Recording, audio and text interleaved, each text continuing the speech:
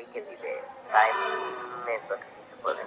তা ইয়ে করে জানানো হয়েছে যে মানে আমাদের তো হোটেল ছাড়ার কথা, যেহেতু ইয়ে নাই, বলছে রুমে থাকে না, ওগুলা কিছু জানি না, বলছে এখনো কিছু মানে জানি না, আপডেট আসলে জানাচ্ছি। দুর্বার রাজশাহীর দুর্ভাগা ক্রিকেটার, এই উপমাটা এখন দুর্বার রাজশাহীর ক্রিকেটারদের দেয়াই যায়। তাসকিন, এনামুল হক বিজয় কিংবা শফিউল ইসলামদের বেতন এখনও পর্যন্ত ক্লিয়ার হয়নি। এর আগে 25% বেতন দেওয়া হয়েছিল সর্বশেষ পর্যন্ত, সেটাও দিতেও বিলম্ব করা হয়েছিল। এখনও 75% বেতন বাকি এবং আজকে টিম হোটেল ছেড়ে দেওয়ার কথা রাজশাহীর ক্রিকেটারদের। সেই জায়গায় টিম কর্তৃপক্ষ বা ফ্র্যাঞ্চাইজি মালিক পক্ষ যেটা আশ্বাস দিয়েছিল যে আজকে টিম হোটেল ছাড়ার আগেই তাদের 25% বা আরও 50% বেতন তাদের দিয়ে দেওয়া হবে বা তাদের হাতে হ্যান্ড ওভার করা হবে, কিন্তু এখনও পর্যন্ত ক্রিকেটারদের সাথে যোগাযোগ করে আমরা যেটা জানতে পেরেছি যে সেরকম নতুন কোনো আপডেট তাদের কাছে নেই। তা মালিকপক্ষ আসলে কি চিন্তাভাবনা করছে সেই চিন্তাভাবনাটা তারা এখনও জানেন না এবং এখনও পর্যন্ত আজকে কখন কয়টার সময় তাদের পারিশ্রমিকটা যেটা দেওয়ার কথা সেটাও ক্লিয়ার করা হয়নি।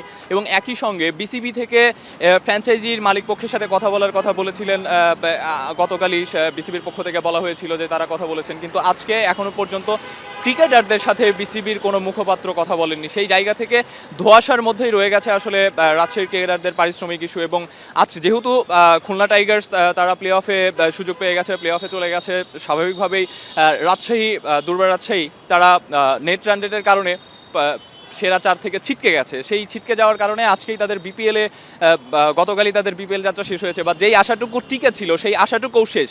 এবং সেইখান থেকে দুর্বার রাজশাহী ক্রিকেটারদের আরও ওই দুশ্চিন্তাটা বেড়েই যাওয়ার কথা যে যেহেতু টুর্নামেন্ট থেকে ছিটকে গেছে, আজকে যদি টিম হোটেল ছেড়ে দেয় তাহলে আসলে তাদের পারিশ্রমিকের যেই সম্ভাবনাটার কথা বলা হচ্ছে যে 25% বা 50% তাদের বেতন পরিশোধ করে দেওয়া হবে টিম হোটেল ছাড়ার আগে, সেই সম্ভাবনাটা আসলে যদি তারা টিম হোটেল ছেড়ে দেন এবং তার আগে যদি বেতনটা পরিশোধ করা না হয় তাহলে সেটা আসলে কতটুকু আমার মনে হয় যে একটা সাফল্য পাবে কিংবা ওই বেতনের ইস্যুটা কতটুকু সমাধানযোগ্য হবে। কারণ এখনো পর্যন্ত মালিক পক্ষ সাথে ছিল বা টিম হোটেলে ছিলেন রাজশাহীর ক্রিকেটারেরা, সেই জায়গা থেকে আমার কাছে মানে তাদের যেই আশঙ্কার জায়গাটা সেটা হচ্ছে যে টিম হোটেলে থেকেই তারা পারিশ্রমিকটা বুঝে পাননি, যদি টিম হোটেল ছেড়ে দেন সেই জায়গাটায় আরও বড় গ্যাপ তৈরি হবে কিনা।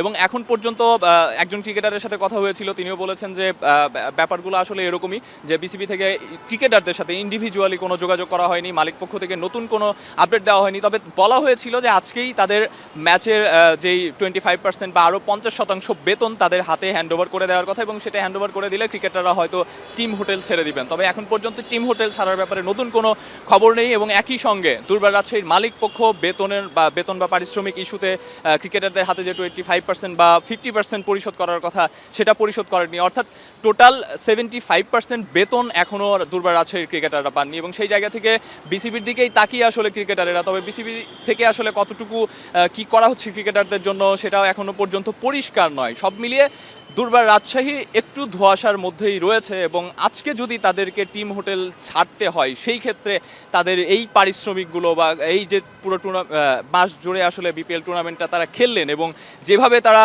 অনেক নানান বিতর্কের মধ্যেও আসলে নিজেদের পারফরমেন্সটা তুলে ধরেছেন, সেই জায়গায় সেই পারফরমেন্সের প্রতিদানটা আসলে কি দুর্বার রাজশাহীর মালিক কর্তৃপক্ষ দিতে পারবে কিনা সেটা এখন একটা বড় প্রশ্ন হয়ে দাঁড়িয়েছে। আরিফুল ইসলাম সাহাব, এখন, ঢাকা।